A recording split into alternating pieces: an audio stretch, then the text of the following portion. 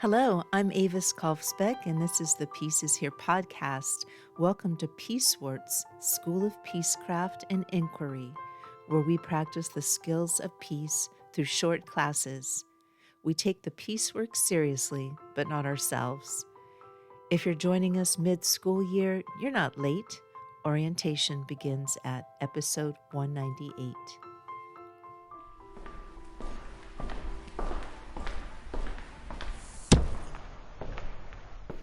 Welcome back, Peace Scholars.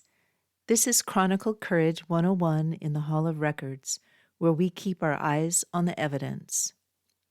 Today we look at the attempt to pull the brake on the concept of war itself.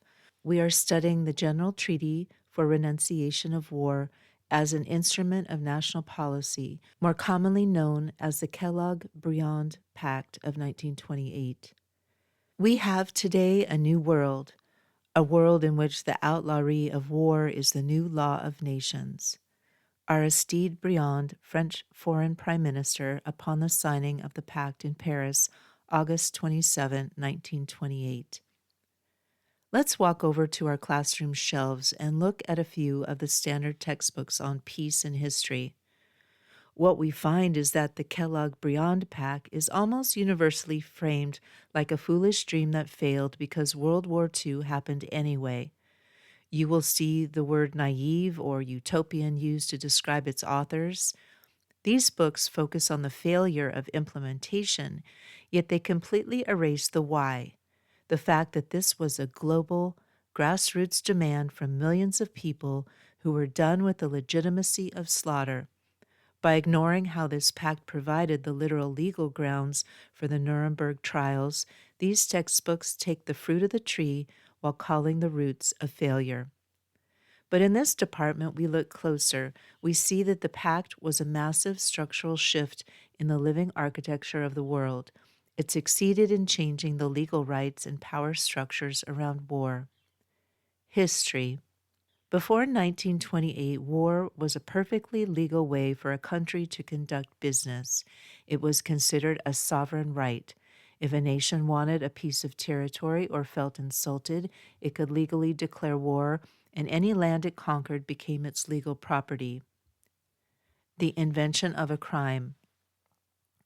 The Kellogg-Briand Pact changed the rules of the game by making war an international crime. This wasn't the first time such an idea had been proposed.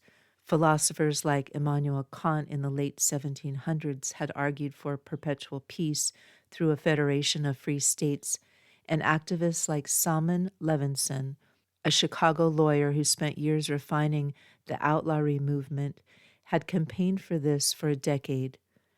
But 1928 was the first time this philosophy was written into international law, signed by nearly every nation in the world, including the United States, France, Germany, and Japan. The pact saw these nations agree that they would never again use war as an instrument of national policy. The removal of the legal shield. By outlawing war, the architects of this pact removed the legal shield of the conqueror. This meant that for the first time in human history, might makes right was no longer a valid legal argument. We teach this as a fundamental logistical shift. You cannot build a durable peace on a foundation where the very act of destruction is considered a legitimate tool of statecraft. The persistence of the architecture. While the pact did not prevent World War II, it provided the legal meat for the Nuremberg and Tokyo trials. When the leaders of the Axis powers were put on trial, they were charged with crimes against peace. That charge was only possible because of the Kellogg-Briand Pact. Thesis: The architecture under pressure. The Pact's core principle, that territory and power gained through war are not legally recognized, is currently facing its ultimate stress test in the headlines of 2026. The specifics of the operation.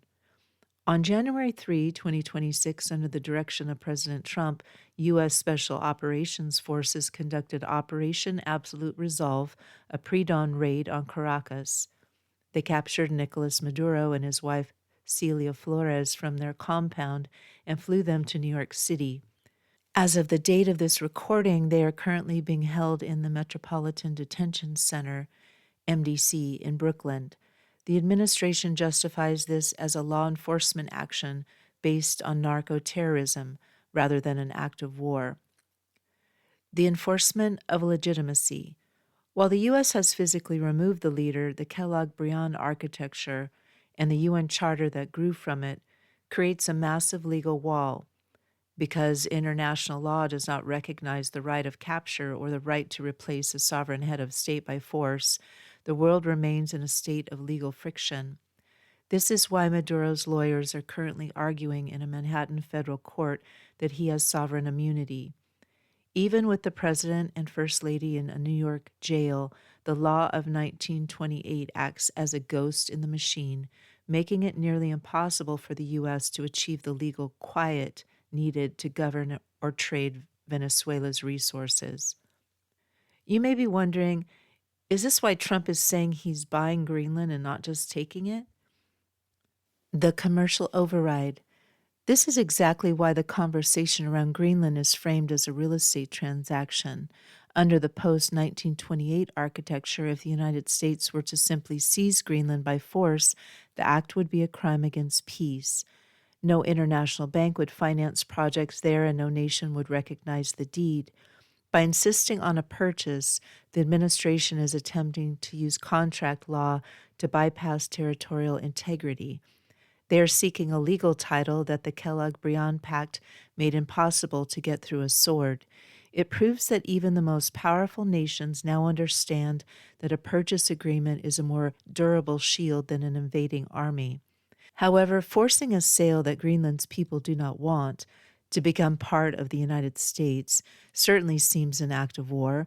In the Hall of Records, we must acknowledge that when a transaction is backed by the implicit threat of force rather than the consent of the governed, the line between a contract and a conquest disappears. The courage of 1928 was the courage to renounce the right of the sword. Force is a temporary tool, but law is a permanent structure. The pen of the past is currently holding the line against the sword of the present. Your homework. 1. Look up the Stimson Doctrine and find out how it used the logic of the Kellogg-Briand Pact to respond to the 1931 invasion of Manchuria. 2. Write down one question about any of this episode's topics. If you don't have a question, just write no question. 3. Optional. Journal. Think about a right you feel you have in conflict, the right to be angry or the right to have the last word. What would it look like for you to outlaw that behavior as an instrument of your personal policy? The ink of the future. In the Department of Chronicled Courage, we believe that idealists of the past are often just the architects of the future who are brave enough to start drawing. The record shows that when we watch the news out of the New York courts or listen to the debates over the Greenland purchase, the legal friction remains the primary obstacle to unilateral power.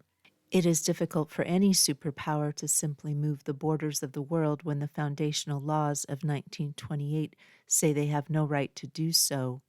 Those signatures made sure that war would never again be called justice. Until next class, keep your eyes on the evidence. Thank you for listening. If you'd like to support the Pieces Here podcast, the most helpful way is to follow it wherever you're listening. It helps share the message with others. You can also support this piecework at my Patreon for $4 a month, about what a used paperback goes for these days. Just go to Patreon at patreon.com/Avis Kalfsbeck. That's AVISKALFSBEEK. My most recent book is Mana Mutante, a best friend eco-fiction novella about food systems, featuring Tilly, Camas, Pedro, and the rest of the gang. It's book 6 in the Pedro the Water Dog Saves the Planet series and is available wherever you buy books. You can find all of my peace projects and stay in touch at aviskalfsbeck.com. Music is by Javier Peque Rodriguez. Sound effects are from Pixabay.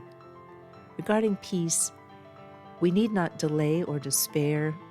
We are not late. We are right on time to love. We are all scholars of peace. Listen for the peace.